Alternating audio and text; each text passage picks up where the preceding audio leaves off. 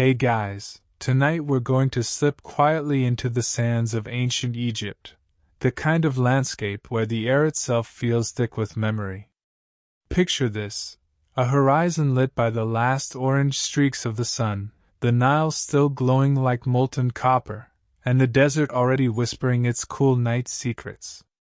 You're there, standing barefoot, and the grains of sand feel oddly soft, almost like flour poured out across an endless kitchen counter.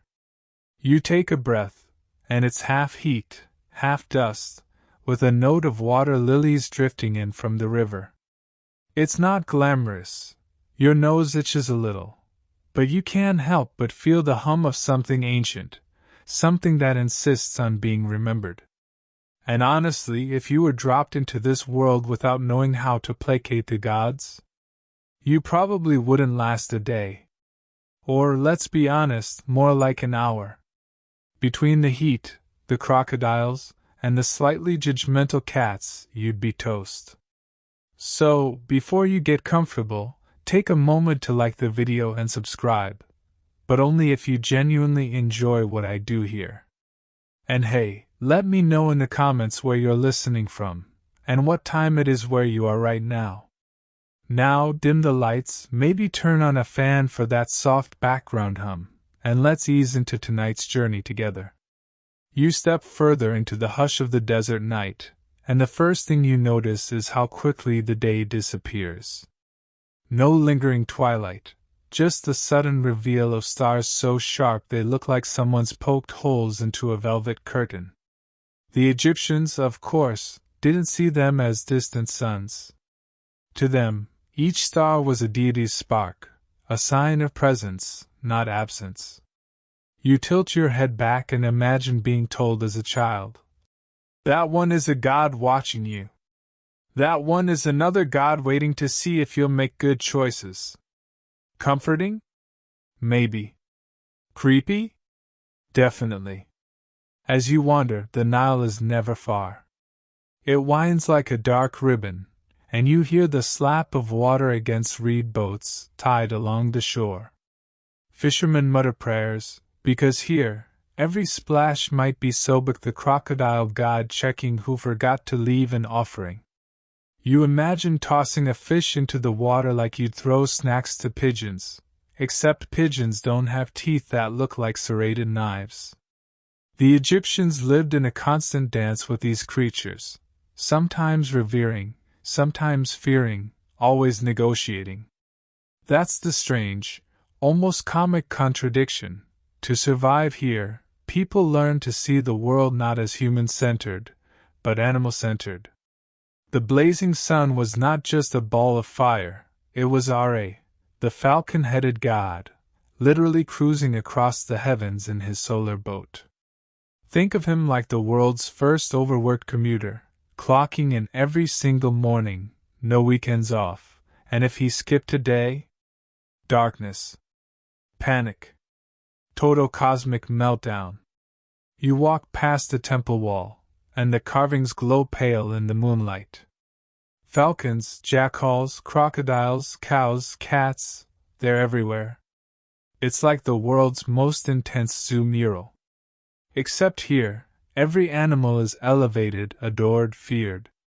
You imagine the temple priests carefully painting those walls, whispering chants, as though each stroke of paint was a tiny insurance policy against divine bad moods. And yet, for all the majesty, you catch the small human moments in the corners. A boy chasing a stray dog with a crust of bread. A woman scolding her goat for chewing on her reed mat. Life was ordinary, even in the shadow of gods with animal heads. That's what makes it oddly relatable. You can live under a sky ruled by a falcon god, but you still have to stop your neighbor's donkey from eating your garden. The Egyptians built this entire worldview not out of abstract philosophy but out of what they saw, smelled, touched. You picture yourself lying on your back in the desert, hearing the whine of mosquitoes, seeing jackals dart at the edge of firelight. The gods weren't distant. They were right there, prowling the edges of your senses. It's like living in a neighborhood where the landlords happen to be giant animals with supernatural powers, and you're just hoping your rent, in the form of offerings, clears on time. There's a moment, standing in the coolness, when you realize how different this is from modern thinking. Today, you might see a cat and think, cute, fluffy, probably going to ignore me. But for an Egyptian, that same cat was a holy guardian, a household deity, a little divine presence keeping snakes and evil spirits away. If you tripped over it in the dark, you didn't mutter curses, you begged forgiveness. Imagine apologizing profusely to your cat after stepping on its tail. Modern you still does that. But in Egypt, it was literally a spiritual emergency. You stroll further, and the desert begins to hum with sounds. The thump of distant drums from a temple ritual, the croak of frogs near irrigation canals, the rustle of palm leaves in the night breeze. Each sound folds into the story, gods as animals, animals as gods. The priests use these rhythms to remind people, your life is not separate from the creatures around you. You're all tangled in the same cosmic story. And in the quiet, you start to feel it, a kind of connection. Maybe it's the thin air, or maybe it's just that the stars really do look alive. You breathe deeper, let the night settle, and you understand why the Egyptians fell in love with animals, not out of whimsy, but because animals were the closest mirrors of forces they couldn't control. Fierce, beautiful, unpredictable. Just like the gods themselves. The scholars today still argue about this. Was it purely symbolism? Was it part survival instinct? Or maybe it was just the Egyptians' very pragmatic way of saying, if we're going to live with crocodiles, let's make sure they're on our side. Whatever the reason, it worked. For thousands of years, entire dynasties rose and fell under the watchful eyes of gods who wore feathers, fur, and scales. And as the first section of our journey drifts to a close, you let yourself sink deeper into this world, where night is thick with myth, and the ground itself remembers every step. The stars flicker, the river murmurs, and you, yes, you, are already half dreaming, carried along by the ancient pulse of gods who never stopped being half animal, half divine. You wake again into the same stream of desert air, and it's as if the night itself has shifted you closer to the edge of dawn. The horizon is faintly bruised with purple, and in that blur of darkness and light, you sense the presence of Are. Not just a ball of fire waiting to rise, but the god himself, falcon-headed and impossibly regal, preparing for yet another day of dragging the sun across the sky. You think about your own mornings, fumbling for coffee, half awake, regretting every decision that led to a 6 a.m. alarm. Are, though? He's got no snooze button. He's been on this shift for millennia. You'd never complain about your commute again if you had to drag the literal sun across the heavens daily. The Egyptians saw Are not as distant but immediate. Every ray of light that warmed your skin was his touch, every sunrise his rebirth. You imagine standing there, the sand already heating beneath your feet as the first sliver of gold pierces the horizon. That glow is Are stepping onto his solar boat, crew of minor deities at his side, ready to sail across the sky. You picture him like a captain at sea, except instead of navigating waves, he's slicing through the endless blue dome overhead. And of course, as with every heroic morning commute, there's traffic, cosmic traffic. Every night, Ra's boat plunged into the underworld, the Duat, and battled the monstrous serpent Apophis. This wasn't a one-time showdown, it was a nightly occurrence. Imagine clocking into your job knowing that every single shift ends with fighting a world-devouring snake.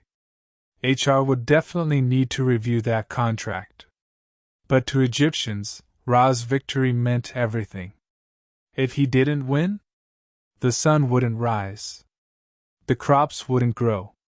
Basically, goodbye civilization. The ordinary people must have woken with a strange kind of trust. You roll over in your woven mat, hearing the first rooster's call, and you know Ra's won again. The evidence is in the light trickling through your reed hut. Maybe you stretch, yawn, and murmur a prayer of thanks, not because you doubt him, but because gratitude is safer when dealing with immortal falcon-headed bosses. You picture temple walls, bright with paint, showing Ra's solar bark sailing across the sky. Priests chanting in rhythm, their voices like the steady stroke of oars. The rituals weren't just pomp, they were participation. Every offering, every whispered hymn was fuel for Ra's boat, encouragement to keep him steady against Apophis. It's like cheering for your sports team, except the stakes were a little higher. Lose the match, and eternal darkness sets in. No pressure. Some scholars today still argue, did Egyptians literally believe a giant falcon-headed god was steering the sun? Or was it symbolic, a way of making sense of the unexplainable? The debate goes on, but either way, the image worked. You don't forget your sun's importance when it has a name, a face, and an eternal job description. But Ra wasn't only the god of the sky, he was tangled into the very fabric of kingship. Pharaohs were called sons of Ra. That's not just branding, it was legitimacy, carved into every stone. You imagine a new ruler being crowned, sunlight pouring down, and priests declaring, "See? Ra approves." It's the ultimate endorsement. Forget campaign posters, just point at the sun and say, "That's my dad." Try arguing with that. And yet, Ra's story wasn't static. As dynasties rose and fell, Ra merged with other deities. Sometimes he was Ra-Horikti, blended with Horus, the falcon sky god. Other times, he fused with Ammonius, becoming Ammonius Ra, the hidden power behind all things. The Egyptians loved a good mashup. It's like watching comic book crossovers, but with cosmic stakes. If Ra was Beyoncé, then Ammonius was Beyoncé featuring Jay-Z, bigger, louder, impossible to ignore. There's another strange twist you can't help but smile at. Ra was sometimes said to travel not just with gods but with baboons. Yes, baboons. Those noisy, screeching primates you'd never invite to a dinner party.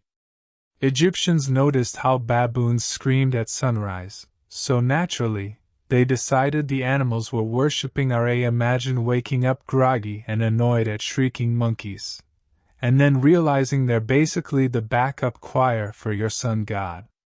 Suddenly, it feels holy instead of irritating. As you picture this, the desert morning grows warmer. The sand beneath your toes shifts from cool to hot, reminding you that Ra is climbing higher. A falcon cries overhead, its wings cutting sharp lines into the sky. You wonder if some ancient farmer once looked up, saw that bird, and whispered, "Ra is watching me today." The comfort of that belief must have been immense, like carrying sunscreen, except the god himself is your shade. Though, remember that crocodile dung sunscreen? You might still want to keep some handy. In the temples of Heliopolis, Ra was the center of everything.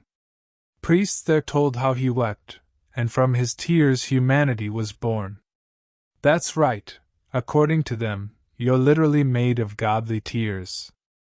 On a bad day, when you're crying in the bathroom, you could tell yourself you're just channeling your inner Ra.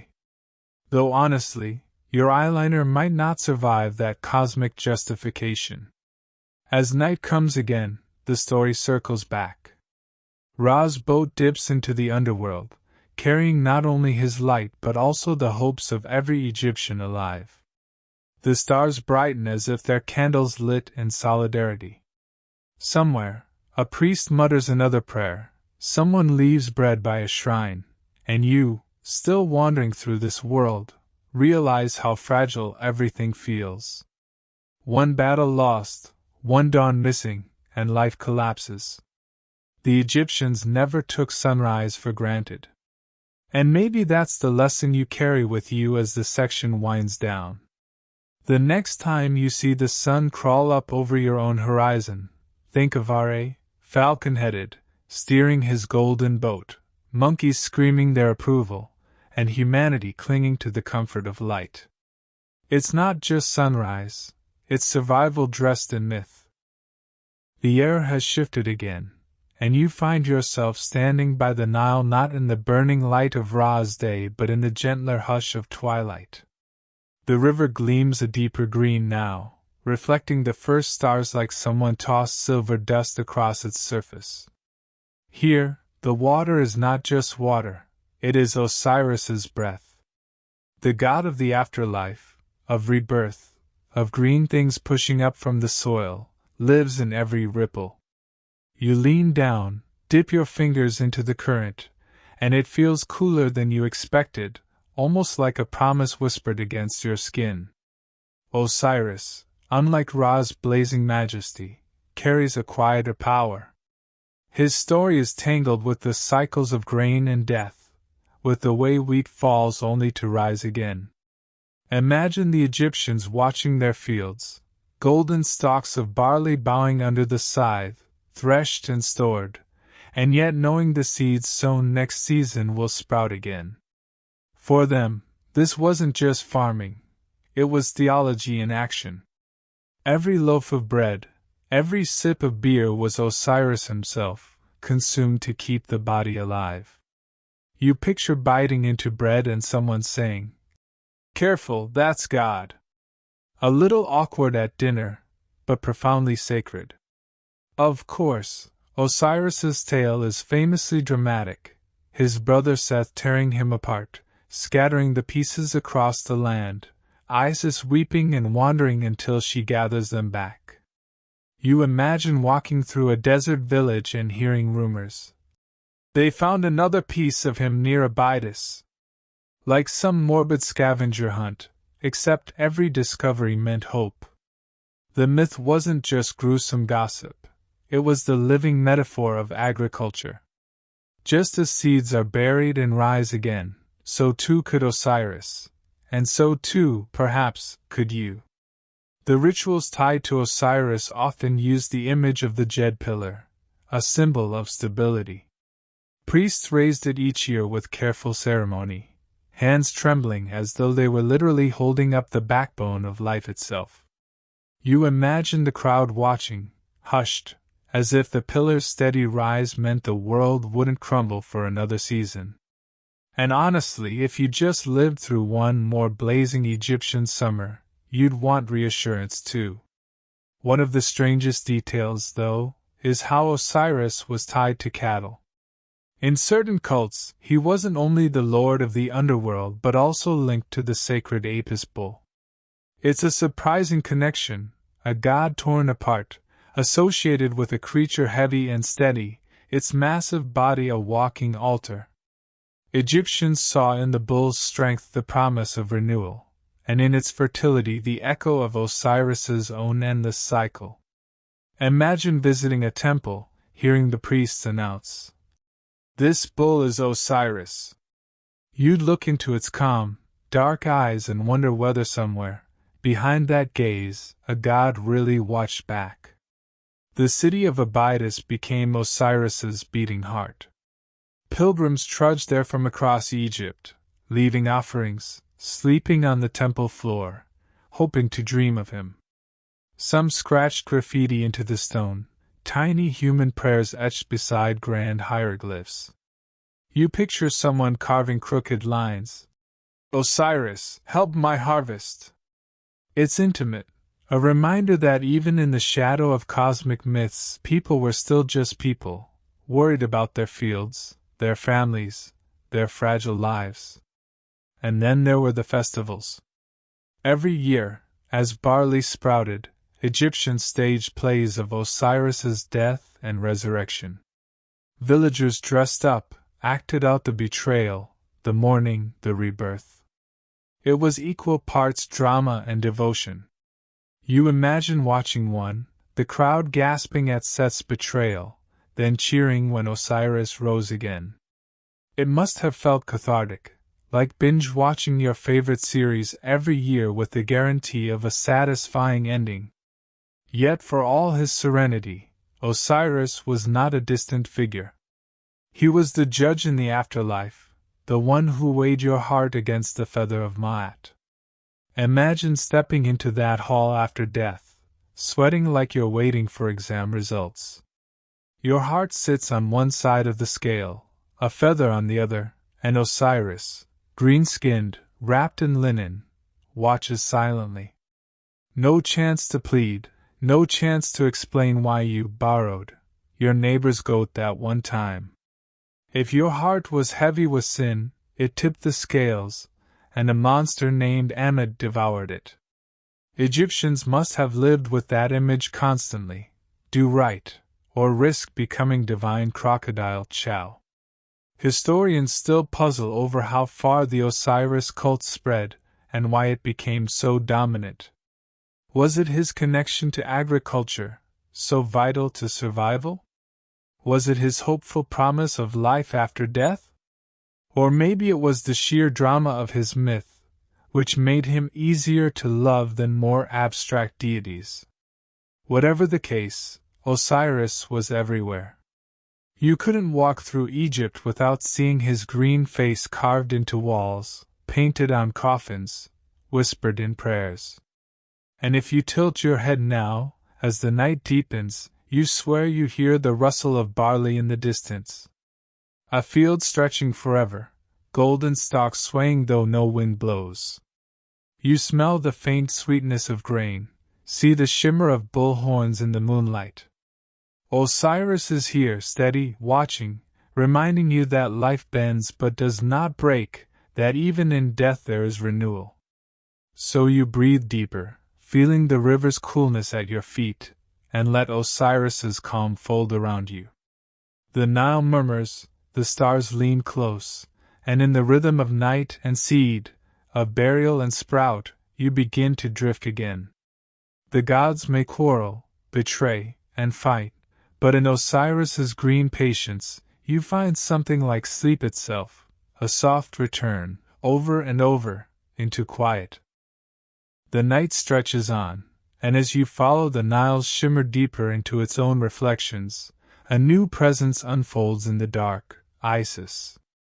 You feel her before you see her, the way you sometimes sense someone's shadow slipping past your shoulder. The air grows cooler, gentler, touched by something protective. And then, out of the corner of your eye, the outline of wings spreads, long, slender, like a kite's feathers stretched to hold the wind. Isis, mother and sorceress, has arrived. She is not a god you simply watch from a distance. She folds you in. Egyptians believed her wings could shield, could heal, could literally cover the world in an embrace.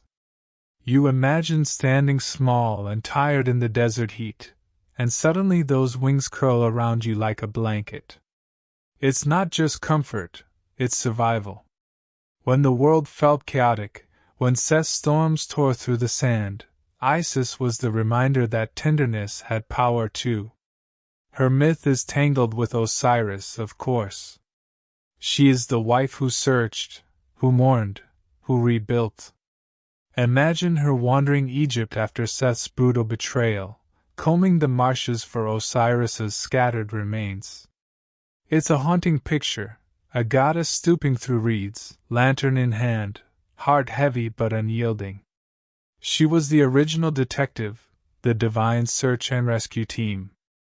And when she gathered him back, piece by piece, she didn't just mourn, she created. With her magic, she revived him long enough to conceive their son, Horus. Out of grief came continuity. Out of shattered fragments, a future. Isis was more than grief, though. She was cunning, clever, dangerously smart. Egyptians whispered about how she tricked Ra himself, coaxing his secret name from him by crafting a serpent that bit him. You picture Ra, falcon-headed and eternal, suddenly sweating, poisoned, brought low until Isis offered the cure, on one condition: he reveal his hidden name. Knowledge was power, and Isis wielded it with precision. Think of it like sneaking into the admin settings of the universe. If Ra was the sun, Isis was the password. And her symbols weren't just lofty. She was tied to the throne itself. Her hieroglyph was the very seat of kingship. Every pharaoh claimed legitimacy through her. When you sat on Egypt's throne, you weren't just ruling, you were literally sitting on Isis, embodying her protection. It's like getting a royal endorsement and a mother's hug in one package deal. Animals bound her image too. Often she was shown as a kite, a bird of prey with long wings stretched wide. Egyptians must have watched those birds circling above fields and felt her presence, vigilant, circling, never quite gone. Some stories describe her hovering over Osiris's corpse in bird form, fanning life back into him with each sweep of her feathers. It's a striking image. Love turned literal wind, breath turned miracle. And in daily life, Isis's worship stretched beyond temples. Women prayed to her for protection in childbirth, for the safety of their children, for the small mercies that made life bearable. You imagine a young mother, kneeling in a cramped hut, whispering into the night, "Isis, cover us." No grand rituals, just the quiet plea of someone trying to keep a child safe through fever or famine. For them, Isis wasn't distant mythology, she was family. One curious fact: her cult didn't stop in Egypt. It spread across the Mediterranean, into Greece, Rome, and beyond. By late antiquity, sailors called on her for safe voyages, her name whispered in harbors far from the Nile. She was adaptable, universal, proof that compassion and cunning travel farther than stone pyramids. Even today, echoes of Isis survive, woven into art, language, and stories we don't always trace back to her name. But the scholars? They still argue about her power. Was Isis the most influential goddess in the pantheon? Did her cleverness overshadow even Ra's authority? Or was she simply the reflection of what people most needed, a mother, a healer, a protector against the uncaring teeth of fate? No one agrees entirely, and maybe that's fitting. Isis was never just one thing. She was layered, shifting, impossible to pin down. Now, as you stand in the soft dark, you feel her wings stir again. A faint rustle, a sigh of feathers, as if she has leaned down to pull you under her protection. The desert wind eases, the Nile murmurs with gentler waves, and somewhere in the sky, a kite circles, unseen but felt. You close your eyes, and the night folds around you. Isis whispers without words, "You are safe enough to rest." And under that whisper you drift, letting her wings carry you deeper into the slow tide of sleep. The desert breathes again, and when you open your eyes, the sky above is sharp with morning light. Not the tender warmth of Ra's sunrise, not the cool embrace of Isis's wings, but something fiercer, clearer. You feel it before you see it, the presence of Horus. His eyes are the sky itself, one the blazing sun, the other the pale moon. You tilt your head back, and for a moment, it's as if the heavens are staring down at you with falcon's precision. Horus is never just background decoration. He is sharp edges and vigilance, feathers slicing through the air, talons ready. To the Egyptians, he was the avenger, the protector, the living embodiment of kingship. You imagine the pharaoh standing tall, crown gleaming, and every gesture says, "I am Horus on earth." Not a metaphor, not a likeness, literally Horus. the divine falcon perched inside human flesh. If Ra was the cosmic commuter and Osiris the patient farmer judge, then Horus was the warrior prince, the one who fights back. Of course, his story begins in blood. Horus was born into grief, Isis cradling him in the marshes after Osiris was slain. Picture that scene: reeds swaying, frogs croaking, mother hiding her child from Seth's murderous reach. Every ripple of water could give them away, every cry of a baby could summon danger. But Horus grew. Not fragile, not timid. He rose into the falcon, wings wide, eyes sharp. For every wrong done to his father, for every tear Isis shed, Horus became vengeance wrapped in feathers. And his battle with Seth? It's the saga Egyptians never tired of. The two gods clashing for control, Horus the falcon, Seth the chaos beast. Sometimes the fight was told as endless duels, sometimes as a court case judged by the gods. Imagine a celestial courtroom, gods seated in rows, listening to arguments, Horus insisting he is rightful heir, Seth snarling that he deserves power.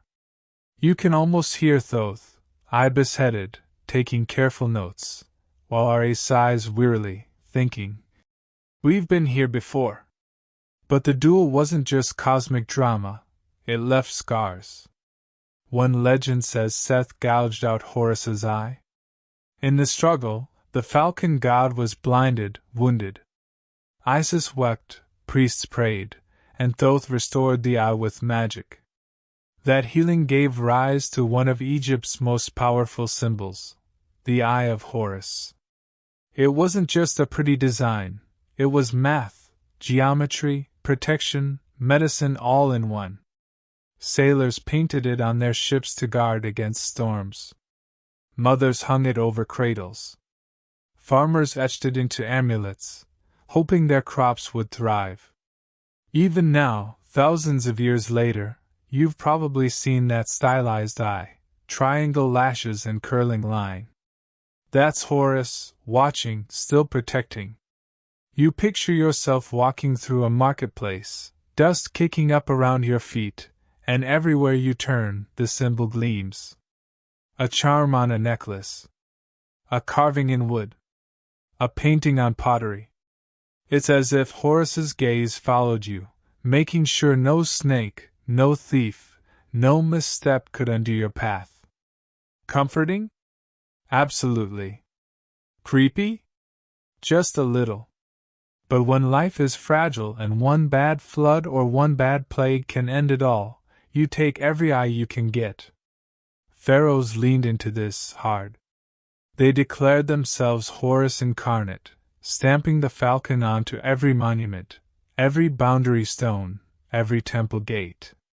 You imagine walking up to a colossal statue, its stone eyes carved into falcon curves, glaring across the desert. That wasn't just art, it was intimidation. The king wasn't saying, "I rule by army." He was saying, "I am literally divine falcon justice. Don't mess with me." PR doesn't get stronger than that. And yet, Horus wasn't just a stern avenger. His myths carried quirks too. Some tales hint that he and Seth wrestled for 80 years, shape-shifting into hippos and crocodiles, battering each other in the Nile. Imagine being a fisherman and suddenly realizing two colossal hippos thrashing nearby aren't animals at all, but gods mid-grudge match. Do you row away quietly, or do you cheer for your favorite? The Egyptians must have laughed at these stories as much as they revered them. Even their gods, it seems, had absurdly long family feuds. There's also the curious detail that Horus wasn't just one figure. In early myths, multiple Horuses existed, different falcon gods with slightly different traits. Over centuries, they merged into one. It's like watching sequels of a movie series where the writers keep retconning the character until finally everyone agrees on the definitive version. Scholars today still argue about those shifts. Were they regional cults blending together? Were they political tools to unify Egypt? No one agrees fully, but the result was the Horus most of us know, son of Isis and Osiris, avenger of his father, eternal protector of the throne. You step further into the light, and above you, a falcon dives. Its wings cut the air, and the sound is sharp, like fabric tearing. You feel a shiver down your spine, not of fear but of awareness. This bird doesn't see the world the way you do. It sees patterns, movements, the tiniest shift of a mouse in the sand. No wonder Egyptians made it divine. In Horus's gaze, nothing goes unnoticed. So you let that falcon's presence wash over you. The morning is bright now, the desert blazing with Ra's fire, but it feels steadier, less overwhelming, because Horus's watchful eye is there. He is the falcon prince, the heir who avenged, the god who turned pain into protection. And as the wind tugs at your clothes, you half laugh to yourself. If only you had Horus's eyes during high school exams, or at least when you lost your keys. But for the Egyptians, those eyes were never lost. They glowed on every wall, every amulet, a reminder that justice might be delayed but never denied. The falcon circles once more, then fades into the light. You close your eyes, breathing with the rhythm of wings, and let Horus's sharpness soften into your dreams. The scales of justice, the gaze of protection, the endless cycle of vigilance, all settling over you as a lullaby disguised as a hawk's cry. The desert shifts again, and this time it isn't the sun or the falcon's wings guiding you. It's the hush of twilight, the quiet when light pulls back and shadows grow tall. You feel a prickling on your neck, as though eyes watch you from just beyond the firelight. Then, from the corner of the night, a lean silhouette steps forward, jackal ears, long snout, body half seen, half shadow. Anubis has arrived. His presence is different from the others you've met. Ra blazed, Isis embraced, Horus soared. Anubis, though, slips in silently, as though he's been here all along. He is the god of embalming, the guide of souls, the one who walks you across the fragile bridge between life and what waits beyond. You imagine standing at the threshold of a tomb, torch flickering, and there he is, jackal-headed, black as midnight, calm, steady, unafraid. If anyone can walk into the darkness without trembling, it's him. The Egyptians noticed jackals prowling around their cemeteries. These animals lingered where humans buried their dead, noses sharp, ears twitching, paws leaving prints in the sand above graves. Instead of shooing them away, Egyptians looked closer. What if these guardians weren't just scavengers? What if they were protectors, watching, ensuring no soul wandered alone? So Anubis became the embodiment of that image, a jackal that didn't desecrate but safeguarded. His role in funerals was everything. Priests dressed as Anubis during rituals, their masks long snout, their movements solemn. Imagine lying still, linen wrapping around your body, and hearing chants rising while a figure with a jackal's head bends over you. It must have been both terrifying and reassuring, death made bearable by the god who promised to guide, not abandon. The process of mummification itself was steeped in his presence. Hands carefully anointing with oils, bandages wrapping, organs preserved in jars, all watched by Anubis. The wrappings weren't just practical, they were acts of devotion, as if each layer whispered, "You are safe. You are remembered. You will walk with Anubis." And maybe you chuckle at the idea of spending 70 days being pampered in linen and resin. It's the most elaborate spa day you'll never actually enjoy. But for the Egyptians, it was sacred preparation, proof that the body was worthy of eternity. And then came the weighing of the heart. You stand in that imagined hall again, but this time Anubis is beside the scales. He places your heart gently on one side, a feather of Maat on the other. His jackal eyes study the balance, cool, impartial.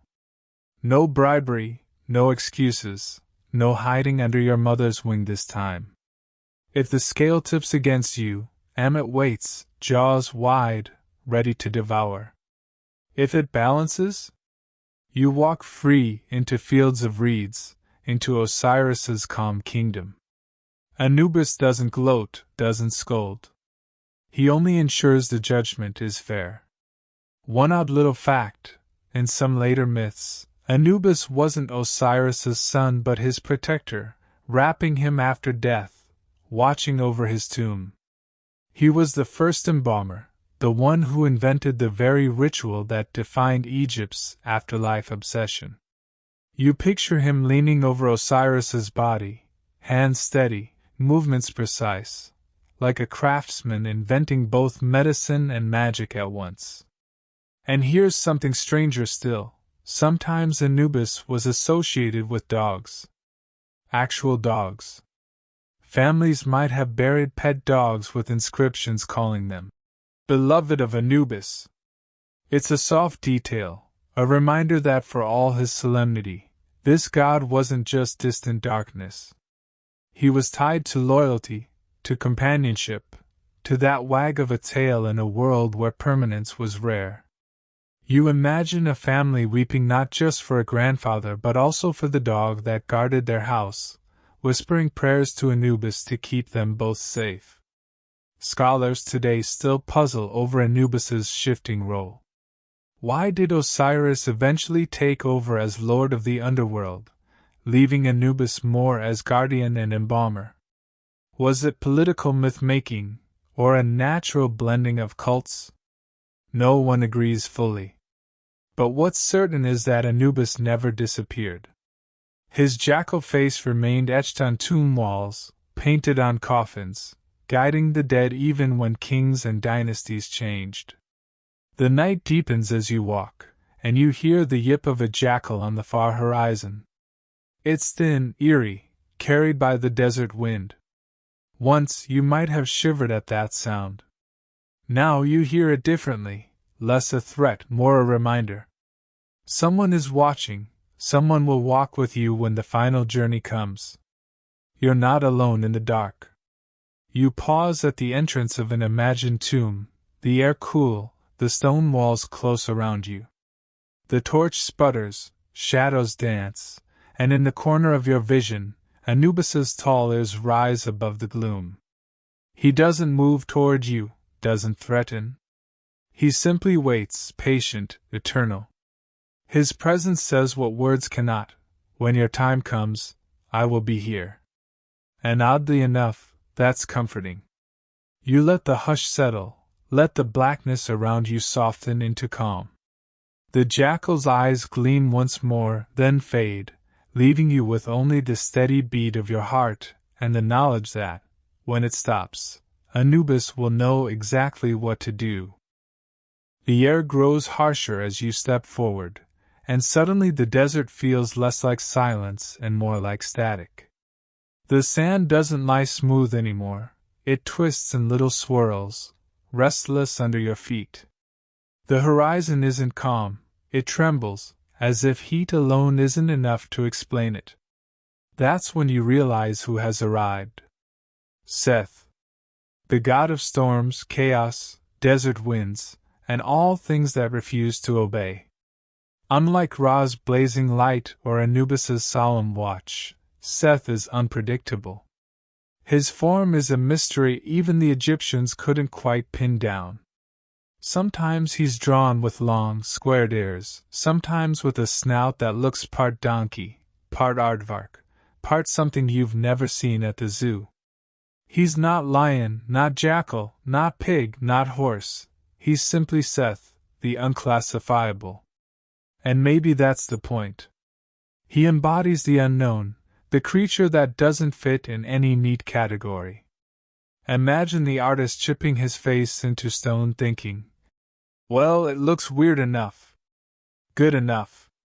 Seth is the villain in so many stories. He's the one who murdered Osiris, tearing the body into pieces, scattering it like confetti across the land. He's the uncle who tried to snatch the throne from young Horus. He's the force that breaks the pattern, that refuses the cycles. To Egyptians, he was chaos incarnate, the desert storms that swallowed caravans, the sand that buried crops, the lightning that cracked the sky open without warning. You imagine lying in a mud brick house, wind howling outside, grit pouring through cracks, and someone whispering, "It's Seth out there tonight." And yet, here's the twist: Seth wasn't only hated.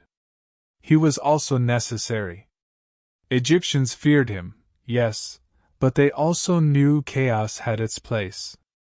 He was the strength that fought off Apophis, the serpent of the underworld. Without Seth on Ra's solar boat, Apophis might have devoured the sun. So picture this: the god of storms standing shoulder to shoulder with Ra, swinging a spear, snarling at the cosmic serpent.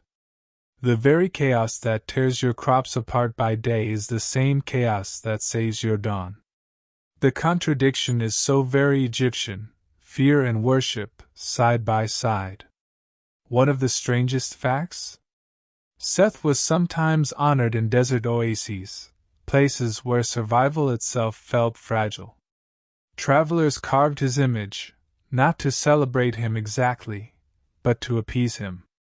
Better to leave him a prayer, a piece of bread, a muttered offering, than risk his temper. You picture setting out on a long journey across sand dunes, water skins heavy on your back, and before you go, whispering, "Seth, don't notice me. Or if you do, at least don't be mean about it." Pharaohs, too, used him.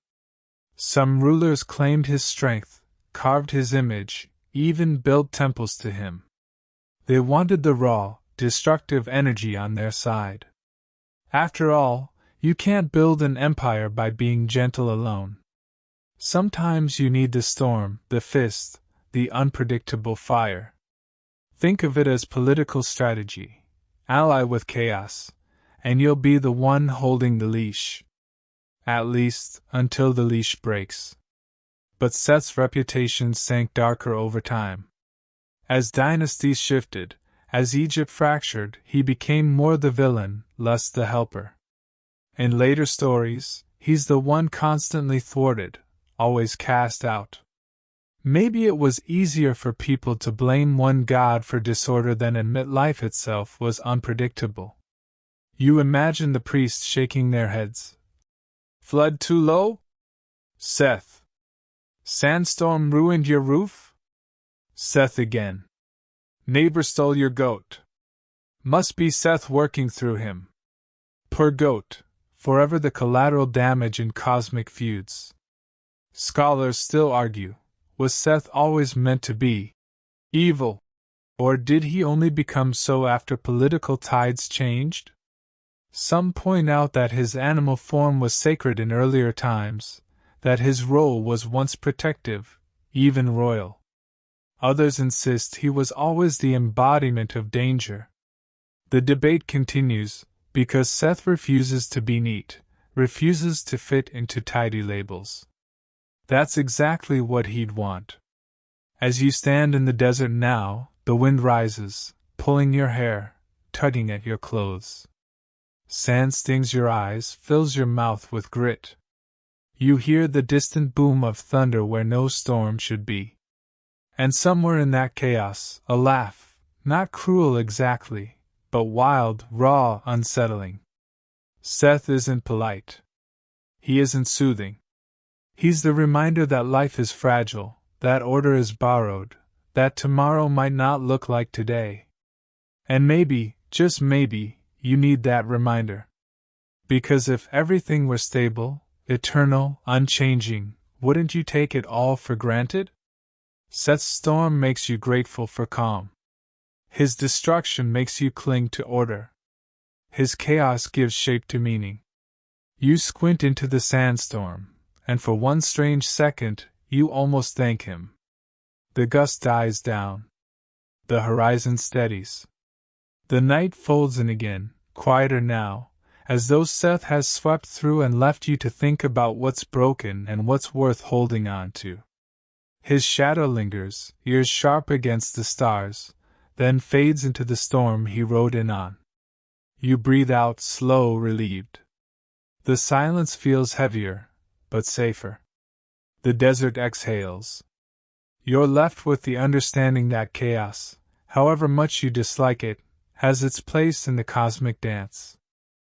The storm has faded, the desert sand settling back into stillness, and for the first time in hours the silence feels like it has weight. Out of that hush comes a softer rhythm, not the boom of Seth's thunder, not the hush of Isis's wings, but something steadier, like the scratch of a reed pen across papyrus. A figure steps into your awareness, ibis-headed, slender, calm, carrying the aura of endless patience. Thoth has arrived, and with him, the quiet certainty of wisdom. He isn't flashy.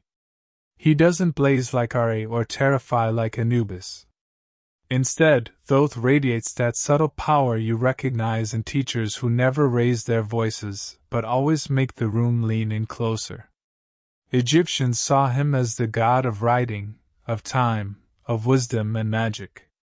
Every word etched into papyrus, every tally carved into stone, every prayer whispered into ritual, Thoth was there. If Ra pulled the sun across the sky, Thoth was the one making sure someone remembered it happened. Imagine the temples, priests hunched over scrolls, copying hymns, marking dates of festivals, recording the length of Nile floods. That wasn't just bookkeeping, it was divine work. Each stroke of ink was sacred, and every scribe, no matter how lowly, could whisper to themselves, "Thoth guides my hand." You picture them pausing mid-sentence, dipping the reed pen in ink, and glancing at the ibis perched nearby, wondering if the bird itself was watching for mistakes. Nothing like divine proofreading to make you check your spelling. And the ibis, long-beaked, deliberate, wading through marshes, was the perfect form for Thoth. That bird seemed contemplative, head bobbing as though always in thought. Egyptians must have seen it pacing in shallow water and thought, "There's a creature that knows secrets." Thoth's other symbol, the baboon, seems stranger to us, but even there the Egyptians found logic. Baboons shrieked at dawn, welcoming the sun, and sat in what looked like meditative poses. One moment chaotic, the next strangely solemn, it fit the god who balanced magic with math. Thoth's role in myth was vast. When Isis healed, Thoth taught her spells. When Horus lost his eye, Thoth restored it. When Ra aged and faltered, Thoth whispered strength back into his veins. And every night, as Ra sailed through the underworld, it was Thoth's words that calmed the waters, his chants that kept Apophis bound. You imagine him at the edge of the solar boat, reed pen in one hand, spell on his lips, cool as ever while chaos clawed at the hull. But his greatest role was as scribe of the gods. In the Hall of Judgment, when Anubis weighed the heart and Osiris gave the verdict, it was Thoth who recorded the outcome. Picture him standing tall, ibis beak gleaming, writing each soul's fate in careful, unhurried strokes. No drama, no favoritism, just truth, inscribed forever. Egyptians must have found comfort in that idea. Whatever happened after death, it would be written, clear and exact, no ambiguity. Imagine your whole life summed up in one divine line of ink. Terrifying? Yes. Comforting? Also yes. There's a delightful detail too. Thoth was credited with inventing writing itself. One story says he offered this gift to humanity, but Ra hesitated. Writing, Ra worried, would make people lazy, letting them rely on records instead of memory.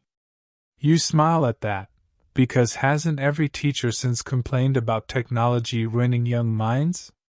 Egyptians were already debating whether kids these days would forget things thanks to the written word.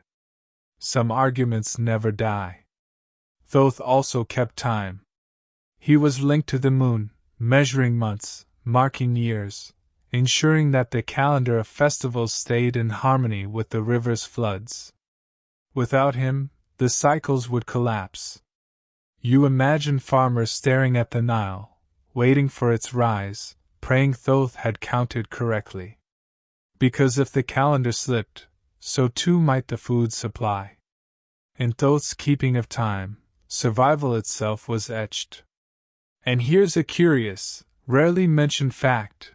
In some myths, Thoth wasn't just a recorder, but a healer who literally rewrote reality. If a god was wounded, he didn't just bind them, he spoke words, wrote them, and the wound vanished. To Egyptians, writing wasn't passive. It was active magic. To write was to create, to command, to reshape the world. You whisper a name, inscribe a word, and suddenly it exists. Think about that the next time you jot down a grocery list. You're just following in Thoth's footsteps. Historians still argue about whether Egyptians saw Thoth as more of a scientist or a magician. Was he the patron of rational observation or of esoteric spells? The answer, frustratingly, is both. To Egyptians, there was no sharp line between math and magic. Counting stars and chanting incantations were two sides of the same coin. Thoth embodied that unity, the logic that calculates, the spell that enchants. Now, in the desert night, you hear a faint scratch, like pen against paper. The stars above seem to shimmer like lines of ink on a vast scroll. The moon, pale and steady, hangs as though lamp. You feel smaller in his presence, not in fear, but in the way you feel standing in a great library, surrounded by knowledge too vast to hold, but comforted that it's there. And as your eyelids grow heavy, you imagine Thoth dipping his reed pen once more, writing your name into the cosmic record. Not with judgment, not with drama, just gently, carefully, so that you too are remembered in the quiet roll of eternity. His voice doesn't boom, his wings don't stir the air. He simply writes, and in that act, the world keeps spinning, the sun keeps rising, the Nile keeps flowing. The scratch of the pen fades into the hum of the desert night. You lie back, feeling the sand cool beneath you, and drift with the certainty that someone, somewhere, is keeping the record straight. The desert softens again, and this time it isn't the silence of Thoth's library that greets you. It's music, faint at first, like the distant pluck of a harp or the ring of a sistrum, one of those jangling instruments the Egyptians shook to call joy into a room. You follow the sound, and the air warms, not like Ra's harsh blaze, but like sunlight through a veil, golden, playful, tender. Then you see her, eyes bright, face serene, ears of a cow, or sometimes a full cow's head, crowned with a sun disk between horns. Hathor has arrived. She is different from the gods of judgment and vengeance you've met. Hathor doesn't threaten, she soothes. She is love, fertility, music, drunken laughter, the sweetness of milk, the relief of shade after a long day in the fields. Egyptians adored her as Mistress of Joy, Lady of Turquoise, the Golden One. You imagine a festival in her honor, crowds gathered, musicians shaking sistrums until the air sparkles, dancers swirling in bright linen, wine flowing so freely that even the priests are smiling. If Anubis made death bearable, Hathor made life worth celebrating. But don't mistake her gentleness for weakness. Hathor was the cow who nurtured the world, the divine mother who nursed both gods and pharaohs. You picture the king, not as a warrior this time, but as a child at her breast, drawing legitimacy from her milk. Yes, it's an odd image to modern ears, but to Egyptians it was profound. To rule was to be nourished by Hathor's endless care. Without her, kingship itself was malnourished. Her cult spread wide, from grand temples in Dendera to turquoise mines in Sinai where workers carved her name into stone. Miners prayed to her not for gold or gems, but for protection, for a safe return from dangerous work. You can almost hear them singing as they chipped rock, rough voices carried by desert wind, invoking Hathor's gentleness to keep chaos away. And her connection to music, oh, it ran deep. In temples, priestesses shook sistrums, believing the sound pleased her, kept dark spirits at bay. You imagine lying half asleep in a chamber while the gentle rattle echoes, hypnotic, like wind chimes on a summer night. No wonder people associated her with calm dreams and happy hearts. Even the simplest villager, without temple access, could hum a tune and feel Hathor's presence nearby. Still, Hathor had her fierce side.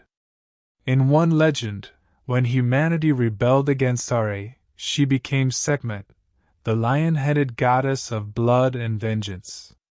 She slaughtered so brutally that the desert ran red. Only when Ra tricked her with vats of beer dyed like blood did her rage subside. She drank, she laughed, she softened back into Hathor. That story lingered as a warning. The motherly cow and the raging lioness were two sides of the same goddess. Too much neglect, too much chaos, and even joy could turn deadly. It's like the old saying, don't test the patience of the nice one. There's also a curious fact. Hathor was believed to welcome souls into the afterlife, greeting them with music and food, leading them to fields of plenty. If Anubis weighed your heart, Hathor was the one who comforted you afterward, reminding you that eternity wasn't all judgment. It was also dancing, feasting, and family.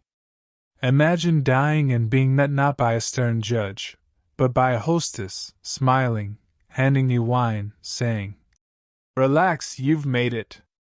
The party's just starting." Historians still debate how Hathor's image blended with other goddesses like Isis. Some say she was once more powerful than Isis, later absorbed by her myths. Others argue she remained her own radiant figure, always distinct in her joy. The arguments continue, like scholars themselves trying to shake a sistrum without dropping it. But one thing is clear, Egyptians loved her deeply. Her temples are filled with graffiti, hearts carved by pilgrims, names scribbled in devotion. Even when the official rituals ended, the people kept whispering her name. As you sit in the desert now, the music grows louder.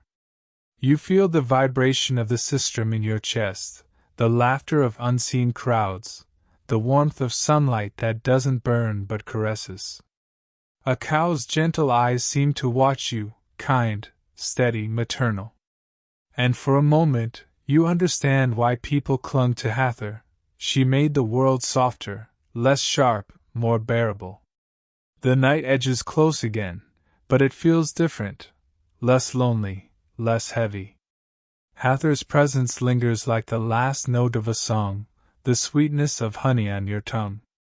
You breathe, and the world hums in tune, as though joy itself has decided to stay a little longer. And with that hum, you let your body sink, your mind soften, the desert's harshness dissolve into Hathor's golden embrace. The desert hum quiets, and suddenly you notice a softer presence slipping in, quieter than Hathor's music, subtler than Thoth's pen. It arrives like a shadow brushing against your legs, like a purr in the silence, like the sudden certainty that someone is watching you with unblinking eyes. You glance down, and there she is, sleek, graceful, tail flicking with casual authority. Batet, the cat goddess, has padded into your night. She is not thunder, not flame, not falcon's cry. She is the small movement in the corner of your vision, the gentle weight at the end of your bed, the soundless step across rooftops. Egyptians loved her because cats were everywhere, slipping into granaries, guarding against rodents, curling up in doorways. Practical, yes, but also magical. A creature that could stare into the dark and never flinch, that hunted what humans feared, that carried both affection and aloofness in equal measure. To them, that balance felt divine, and Baadat embodied it. Her temples were filled with cats, real cats. Imagine walking into Bubastis, her cult center, and seeing hundreds of sleek animals weaving through the columns, curling at the feet of statues, demanding offerings with imperious meows. Priests fed them, worshippers brought fish and milk, and when a cat died, it was mummified with as much care as a noble. Families mourned their pets by shaving their eyebrows. Yes, their eyebrows. You picture an entire street of people walking around eyebrowless, not because of a fashion trend, but because they lost their beloved cat. And Baadat wasn't just domestic. She was protective, fierce beneath the softness. In her earlier forms, she was closer to a lioness, raging like Sekhmet. Over time, she softened into the house cat, gentle, nurturing, but still armed with claws. That duality mattered. She could curl in your lap and purr you to sleep, but the same goddess could unsheathe and strike against chaos. Egyptians must have loved that paradox, a god who was at once homey and terrifying. Like having a bodyguard who also demands cuddles. Her festivals were legendary. Ancient writers claimed that pilgrims flocked to Bubastis by the tens of thousands, sailing the Nile with music and laughter, women shaking sistrums, men clapping in rhythm, everyone feasting and drinking. Picture a massive street party, cats weaving between the dancers, the air thick with roasting meat and incense. It wasn't solemn worship, it was joyous abandon. Baadat wasn't a goddess who demanded fear. She asked for celebration, for release, for joy that overflowed like spilled wine. And yet, she was still practical. As the goddess of home and family, she was the one mothers prayed to for protection. In every humble house, amid reed mats and clay jars, you'd find small amulets carved with her image. You imagine a woman tying one around her child's neck, whispering, "Baadat, keep her safe." That quiet devotion, repeated countless times, gave Baadat her enduring power. One curious fact: in some towns, killing a cat, even accidentally, was punishable by death. That's how sacred they were. Foreigners wrote in awe of how Egyptians treated cats like royalty, stopping battles if a cat wandered onto the field. You grin imagining an army frozen mid-sword swing, waiting for a stray tabby to finish its stroll. Even Pharaoh's orders couldn't override feline stubbornness. Cats really have always run the world. Scholars still debate whether Bastet's shift from lianas to house cat reflected changes in Egyptian society. Did a more urban lifestyle create the need for a gentler, household goddess? Or was it simply the people's growing affection for their feline companions? No one agrees fully, but the transition is telling. Sometimes the fiercest gods mellow, just as sometimes the sweetest can roar. Now, as you sit in the desert night, you hear it, a faint purr, low and steady, vibrating through the sand itself. You feel eyes on you, glowing faintly, twin lanterns in the dark. And though you can't see her fully, you know Baadat is close, watching, guarding, comforting. A brush of fur against your ankle makes you smile, even as goosebumps rise on your arms. She's a goddess who knows how to be both warm and unsettling at once. You lie back, the stars above softened by the thought of her presence. A cat curls on your chest in your imagination, paws tucked, tail flicking lazily. You feel your breath sync with hers, slower, deeper, the kind of rhythm that slides you into dreams. Batet doesn't sing, doesn't shout, she just sits with you, weight and warmth, a reminder that even the smallest guardians can be divine. And in that purr, steady and endless, you drift, knowing the night will hold nothing harmful. Not while Batet keeps her glowing eyes half open, just for you. The night thickens around you, and for a moment the air smells less of sand and more of water, damp, heavy, clinging to your skin. The Nile is close, whispering in the dark. You hear the slow slap of waves against muddy banks, and then, underneath that sound, something deeper, the heavy splash of a tail. Your breath catches. In the dark water, eyes glint like dull lanterns, unblinking, patient. Sobek, the crocodile god, has surfaced. He is not delicate, not graceful like Batet. Sobek is raw muscle, armored hide, teeth sharp enough to snap bone like kindling. Egyptians both feared and revered him because they had no choice. Crocodiles owned the Nile just as much as people did. Farmers could watch their children play by the river one moment, and see jaws rise from the water the next. To live near the Nile was to live under Sobek's shadow. And yet, without the Nile, there was no Egypt. So what did they do?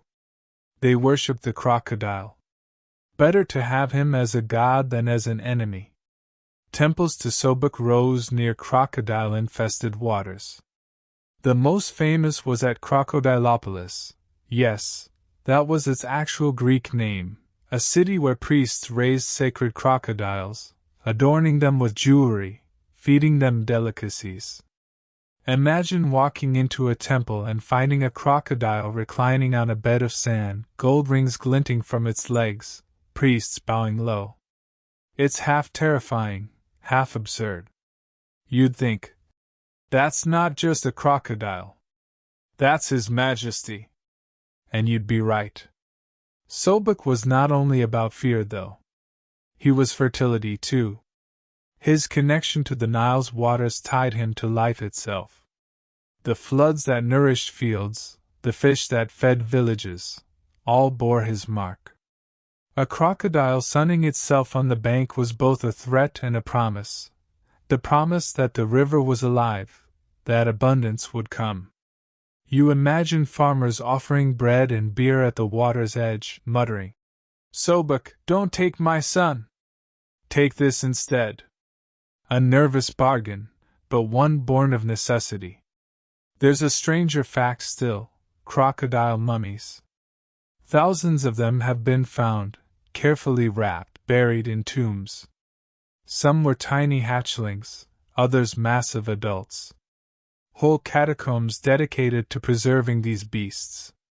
It's a surreal image, rows upon rows of crocodile mummies, silent guardians of eternity. Scholars wonder if each was worshipped individually, or if they were offerings, tokens of devotion. Either way, it tells you how seriously Sobek was taken. He wasn't just myth, he was flesh and scale, swimming beside you in real water. And his stories? They're wild. In some myths, Sobek helped Isis fish Osiris's scattered body from the Nile, using his crocodile strength to lift the pieces. In others, he was linked to Ra, carrying the sun god on his back through the waters of the underworld. A creature most people dreaded became, in myth, a cosmic helper. It's the ultimate redemption arc, from predator to divine ally. Pharaohs sometimes embraced him too. The 12th dynasty, in particular, leaned hard into Sobek's cult. Kings took names like Sobkhotep. Sobek is satisfied. Imagine inscribing that on monuments, declaring to the world, "I am backed by crocodiles." It's intimidation marketing at its finest. Because really, who wants to rebel against a king whose patron god could literally eat you whole? Yet Sobek wasn't all menace. There were softer depictions, too, crocodile-headed figures cradling ankhs, symbols of life, or holding infants, symbols of protection. A strange tenderness beneath the scales. To Egyptians, even the deadliest predator had a role in keeping balance. Sobek's ferocity wasn't cruelty, it was nature itself, untamed but necessary. Scholars today still puzzle over how ordinary Egyptians felt about him. Did they truly believe the crocodile basking on the bank was sacred? Or was it more fear turned into ritual, the human instinct to flatter what you cannot defeat? The debate continues, but the devotion remains undeniable. Thousands of crocodile amulets, carved in faience and stone, were carried by farmers, children, travelers. The creature that could swallow you whole was also the one you prayed would keep you safe. Now, as you stand by the Nile in the hush of night, the water ripples.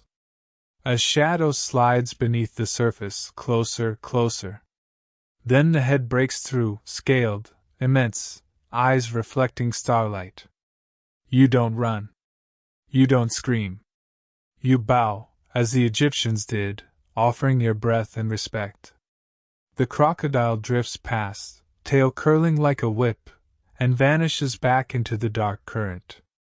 The river stills again, as if nothing ever stirred. And you realize that Sobek is not gone. He's waiting, always, in the depths. A reminder that beneath life's calm waters, something powerful and ancient swims. Watching. Protecting. Threatening. All at once. You close your eyes, letting the sound of the river lap against your thoughts. The heavy splash becomes a lullaby, the pulse of water steady against the night. Sobek sinks into your dreams, scales glinting faintly, jaws closed for now. And in that balance, between fear and safety, death and life, you drift, just as the Egyptians once did. The Nile's ripples fade behind you, and the air shifts again, no longer damp and heavy with water, but scorching dry, buzzing with an energy that prickles against your skin. The desert heat thickens, even though it's night. It presses in, like someone lit a fire just beyond the horizon. Then, in the silence, a growl rolls low and steady. You feel the hair on your arms rise. Out of the shimmering dark, eyes blaze gold, and the shape of a lioness pads forward. This is Sekhmet, the fiery goddess, the lioness of vengeance. She doesn't glide like Batet or watch patiently like Anubis. Sekhmet prowls, each step a warning. Her breath is the desert wind itself, hot, dry, relentless. To Egyptians, she was the very embodiment of Ra's fury, unleashed on earth. If the sun god grew weary of human disobedience, he didn't argue, he sent Sekhmet. Imagine standing in the open desert, the horizon bleeding with heat, and knowing the lioness was coming. You'd pray fast. You'd run faster.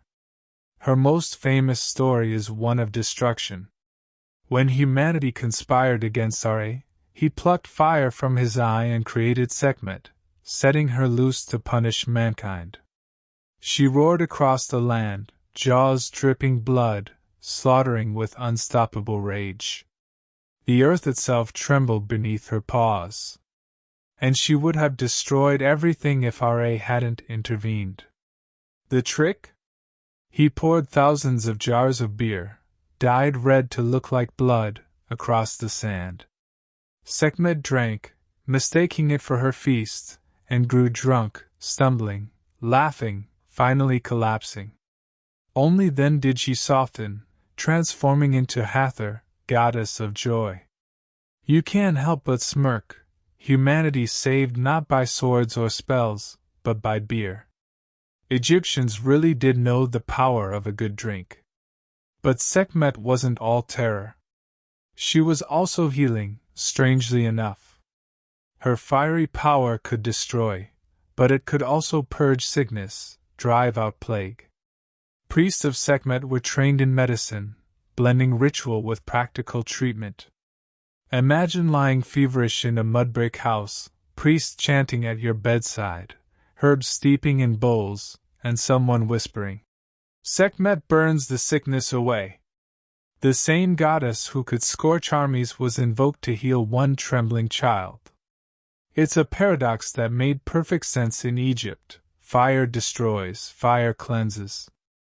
Her statues, lion-headed, seated with a sun disk on her crown, are everywhere.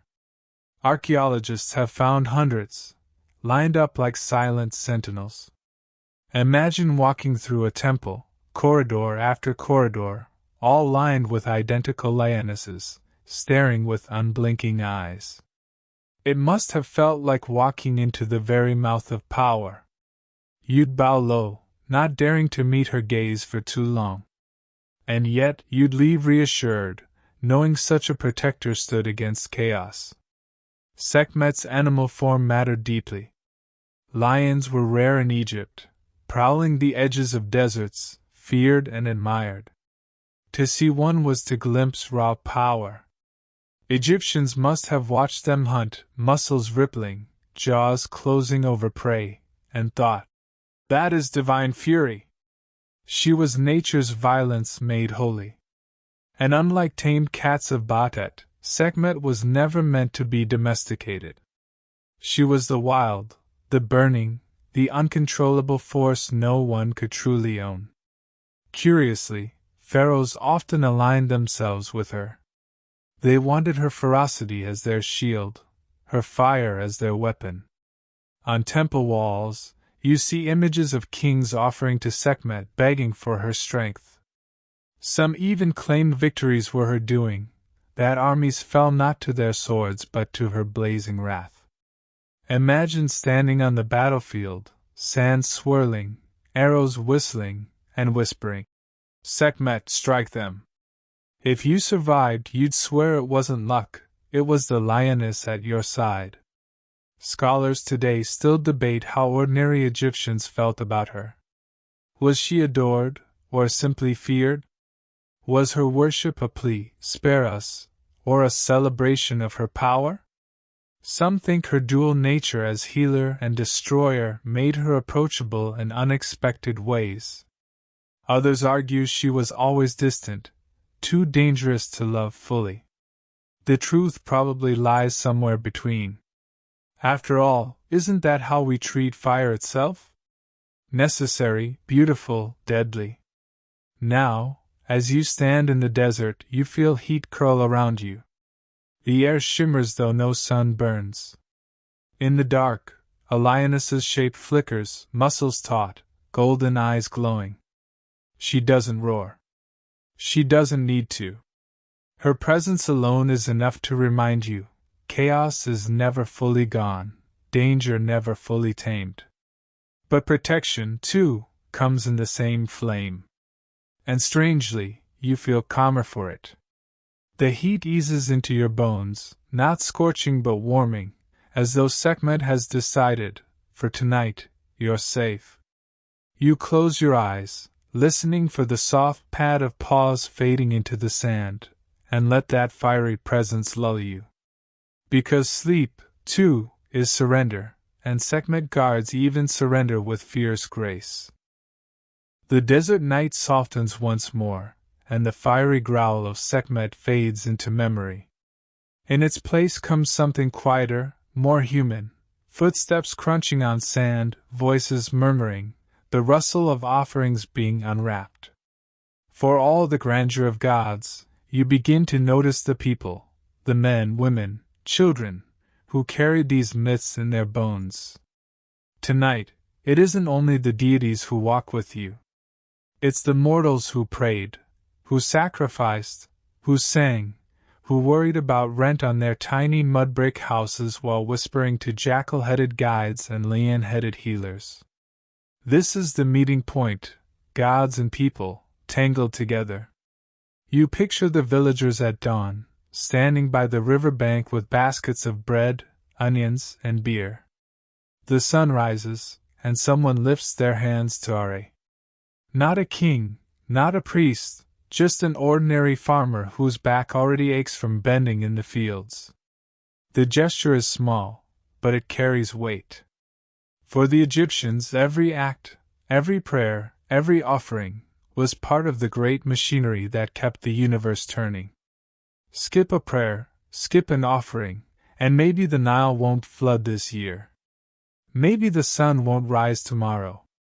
Imagine that responsibility hanging on your shoulders while you're just trying to get your goat to stop chewing your sandals. In the grand temples, the rituals were more elaborate. Priests rose before sunrise, purified themselves in sacred lakes, then entered shrines to awaken statues of the gods. They washed them, anointed them with oils, dressed them in fresh linens, even placed trays of food before them. Not symbolic food, actual loaves of bread, cuts of meat, jars of beer. The gods had to eat, after all, and the priests were the servers. Later, the food was redistributed, feeding the temple staff. Nothing wasted, except the belief that the gods had tasted it first. You imagine the gods smirking. Thanks for the roast duck. Don't mind if we let you finish it. But devotion wasn't only for elites. In small homes, families kept clay figurines of Batet, amulets of Horus's eye, painted symbols of Anubis. They whispered prayers before bed, hoping crocodiles stayed in the river, scorpions stayed outside, chaos stayed far away. A mother might kiss her child's forehead, touch the amulet at their throat, and say, "The gods are watching. Sleep." You realize, as you listen, how similar it feels to today. Parents still whisper reassurances into dark bedrooms, even if the names have changed. Festivals blurred the line between human and divine. Imagine the streets of Thebes during Opet festival, processions of statues carried on golden boats, incense thick in the air, music pounding, crowds cheering. It was a divine parade, gods stepping out of their temples to walk among their people. Everyone danced, drank, shouted blessings. For a few days, the gap between heaven and earth closed. You didn't just pray to the gods, you partied with them. And yet, beneath the celebration, there was always a thread of fear. Gods were unpredictable. Offerings weren't optional, they were insurance. Forget to pour beer for Sobek, and maybe the crocodiles grow bold.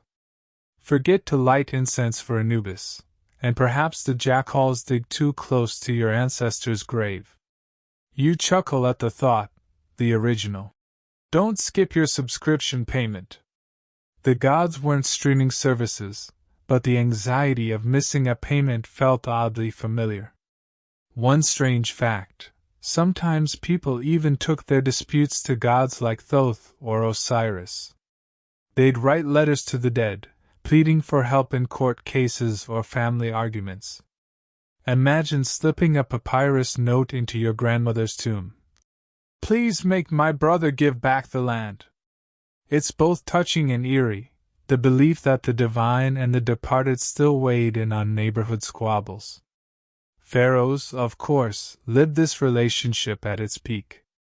They weren't just kings, they were gods incarnate, Horus on earth, Ra's chosen. Every victory in battle, every flood of the Nile, was carved into stone as proof of their divine partnership. Ordinary people saw the pharaoh not as distant royalty but as the hinge between them and the gods. You imagine lining up with hundreds of others, craning your neck to catch a glimpse of the golden throne, whispering, "There goes Horus himself." It must have been awe-inspiring, and maybe a little frustrating when the god-king raised taxes. Scholars still argue how much the common person truly believed in all this. Was every Egyptian deeply pious, or was it more about tradition, about habit, about community identity? Some think faith was absolute, others suspect many simply went along with what was expected. But perhaps belief doesn't need to be consistent. Sometimes you pray with conviction, sometimes with doubt, sometimes just because everyone else is doing it. And maybe that's enough. Now, as you wander through the imagined streets of an Egyptian town, you see it all: children chasing cats while their mothers mutter thanks to Batet, fishermen tossing fish into the Nile with a nod to Sobek, priests vanishing into temple shadows with incense curling behind them. The gods are not far away, they are here, woven into every breath, every worry, every hope. And as you feel the warmth of a torch flicker on your cheek, you realize the line between God and human was never sharp. It blurred constantly, like ink bleeding into papyrus. People shaped the gods, and the gods shaped the people, until neither could exist without the other. The crowd around you hums with prayers, songs, laughter, arguments, and you let the sound carry you. It's messy, imperfect, very human. But it's also sacred, because in the end, the divine was never far from the dirt of daily life. You close your eyes and let the murmur of voices fade, drifting deeper into that strange in-between where gods and mortals share the same street, the same bread, the same night. The murmur of mortal voices fades into the night, and you find yourself walking again through the hush of the desert. But now the question hangs heavier than before, pressing at the edges of your thoughts. Why animals? Why did Egyptian gods fall in love with creatures that most of us would shoo away from our kitchens or scream at if they crawled out of the river? Why falcons, cats, crocodiles, cows, jackals? You look back at everything you've seen: Ra's falcon head blazing in the sky, Osiris's green body tied to the bull, Bastet's purse slipping into your dreams. And you realize the answer isn't simple. It's layered, stitched into the way Egyptians saw the world itself. Start with survival.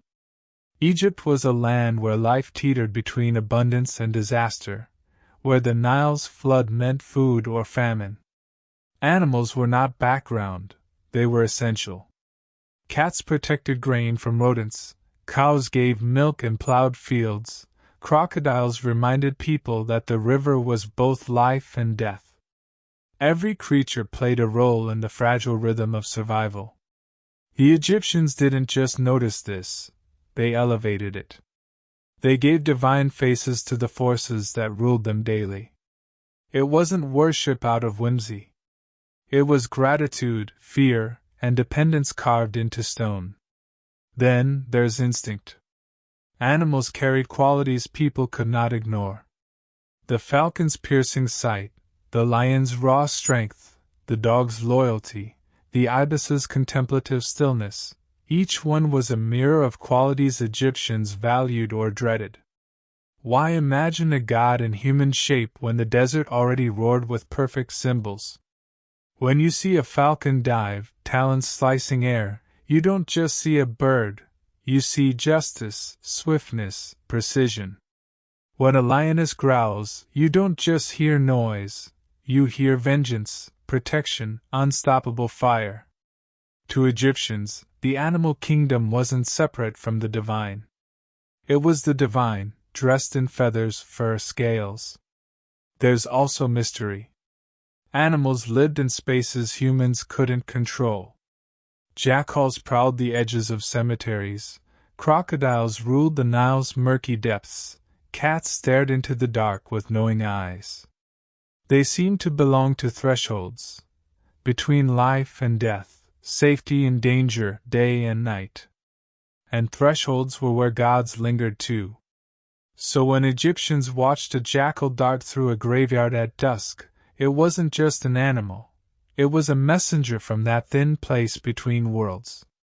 You feel a chill as you imagine it, yellow eyes glowing, paws silent on sand, carrying secrets no human could fully understand. One fact often overlooked: Egyptians didn't usually believe the gods were the animals themselves. Instead, the animals were manifestations, symbols, earthly reflections of divine forces too vast to comprehend. The crocodile wasn't Sobek in flesh, but Sobek might choose to reveal himself through a crocodile. The cat wasn't literally Batet, but in its grace and sudden claws, her essence lingered.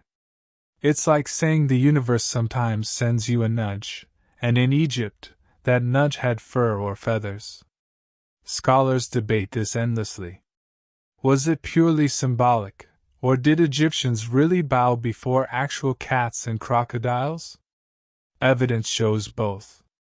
Temples raised sacred animals, mummified them with care, but also drew clear distinctions between the god and the creature. To them, the world wasn't divided into literal and metaphorical. It was both at once. An ibis was an ibis, yes, but it was also Thoth's wisdom walking in feathers. And perhaps the deepest reason, animals reminded Egyptians of nature's power, of their smallness. In a world where sandstorms swallowed towns, where the Nile rose and fell unpredictably, where lions roared in the night, humans weren't in charge. To survive, you bowed to what was greater than you. And what was greater wasn't just the sun or the flood, it was the creatures that thrived where you could not. The crocodile sliding unseen in dark water. The falcon soaring where you'd never climb. The cat, unbothered, untamed, ignoring you completely. You laughed softly, yes, even then, cats ruled with indifference. Think of it like this. The gods didn't fall in love with animals so much as they recognized themselves in them. Every creature was a fragment of divinity, a reminder that the universe was alive, pulsing, unpredictable. And humans? They looked at these creatures and thought, yes, that's what power looks like. That's what eternity sounds like. You feel the desert shift beneath your feet, not harsh this time but alive. In your mind's eye, the gods parade past you, falcon, cow, cat, lion, jackal, crocodile, all shimmering in and out of human shape. They don't separate themselves from the natural world. They are the natural world, given names and stories so humans could whisper to them, bargain with them, try to make sense of them. And maybe that's the answer after all. Egyptians lived in a world where animals weren't decoration. They were survival, they were danger, they were mystery. To turn them into gods wasn't strange, it was inevitable. It was a way of saying, we see you, we fear you, we honor you, and maybe, just maybe you'll spare us. The desert night grows quieter, and you feel a warmth settle in your chest. Not the harsh heat of Sekhmet, not the sticky damp of Sobek's Nile, but something gentler, understanding. You finally see what they saw, that every paw print, every feather, every scale was a message, a reminder, a fragment of eternity walking beside you. You close your eyes, and the desert hums with animal calls, the screech of a falcon overhead, the soft purr of a cat at your side, the distant splash of a crocodile, the growl of a lioness, the cry of jackals. None of them threaten. They simply exist, surrounding you, reminding you that the divine is never far away. And with that chorus of creatures you let yourself drift. The gods loved animals because animals were the closest mirror of themselves, and in that mirror, you too find your reflection. The night is heavy now, and the desert feels quieter than ever. You've walked with falcons and jackals, laughed nervously at crocodiles with jewelry, and leaned into the hum of cats curled against your dreams. You've seen gods blaze, rage, heal, and comfort. And now, as the journey winds to its close, you find yourself at the edge of twilight again, not the dawn of Are, not the fire of Sekhmet, but the softer glow of a fading horizon. This is the time of endings, of gods stepping back into mist, of stories folding into silence. The sky turns bruised violet, streaked with the last embers of sunlight, and every shadow stretches longer than it should. You sense the gods withdrawing, one by one. Horus folds his wings, Isis draws her feathers around her. Anubis steps back into the dusk with quiet certainty. Sobek slides under the Nile's surface, his ripples fading into still water. Badat curls into the dark, her eyes closing at last. Even Ra lowers his golden boat, ready to plunge once more into the underworld. They do not vanish angrily. They simply recede, the way stars fade when the sun rises, not gone, just unseen. The Egyptians must have felt this every evening, the trembling recognition that order was temporary, that chaos lurked just beyond, that gods too needed to retreat. Each sunset was both an ending and a promise. If Ra could survive the night's battles, dawn would return. If Osiris could rise from death, crops would sprout again. If Batat could guard against snakes, children would wake safely. Every god's retreat was an invitation to trust that tomorrow they would return. You sit in the sand, the coolness seeping into your body, and the sounds of the desert are faint but insistent. A frog croaks near the riverbank. A jackal yips at the edge of the horizon. The faint rattle of palm fronds plays like a lullaby. And in those sounds you realize, the gods were never just distant myths. They were the texture of life, the breath of animals, the pulse of rivers, the whisper of wind. They weren't somewhere else, they were everywhere, in everything. Even scholars today, arguing endlessly about symbolism versus literal belief, admit the Egyptians saw their world differently. The boundary between divine and mundane wasn't a wall. It was a veil, thin and shifting, like gauze in a breeze. When you touched a cat, you touched Bastet's shadow. When you stared at the blazing sun, you felt Ra's heat. When you buried your loved ones, you walked hand in hand with Anubis. It was all one story, told over and over in fur and feathers. The gods loved animals because animals were reminders. They reminded people of danger, of survival, of mystery, of comfort. They reminded them that life was not theirs alone to control, that power walked beside them on four legs, slithered under water, soared through skies. And maybe, when Egyptians painted falcons on tomb walls or placed mummified cats in sacred jars, what they were really saying was this: we are not alone in this fragile existence. We are part of something larger, stranger, wilder. The desert grows even darker now, and your eyes grow heavy. The line of horizon melts into the sky, until it is all one deep, soft blue. The gods are gone into their own realms, but their presence lingers, like warmth after fire fades, like the echo of a song long finished. You let your body sink into the sand, your breath slowing, your thoughts dimming. And as sleep wraps you, you feel one last sensation, wings brushing softly against your shoulders, paws circling at your side, scales sliding unseen in the deep. You are surrounded, but not afraid. The gods keep watch, even in silence. Especially in silence. The images blur, temples, rivers, falcons, jackals, lions, all drifting like smoke, thinning, fading, dissolving into the gentlest quiet. You let them go, one by one, until only the night remains. Your heartbeat steadies. Your breathing deepens. The desert is vast, but it holds you. And the gods, in their animal forms, retreat fully into myth, leaving you safe in the cradle of sleep. So rest. You have walked long enough. Let your mind wander where falcons still circle, where cats still purr, where crocodiles still slide unseen. Let the stories soften into dreams. Because now, it's your turn to drift into the endless cycle of night and dawn, life and rest, silence and song.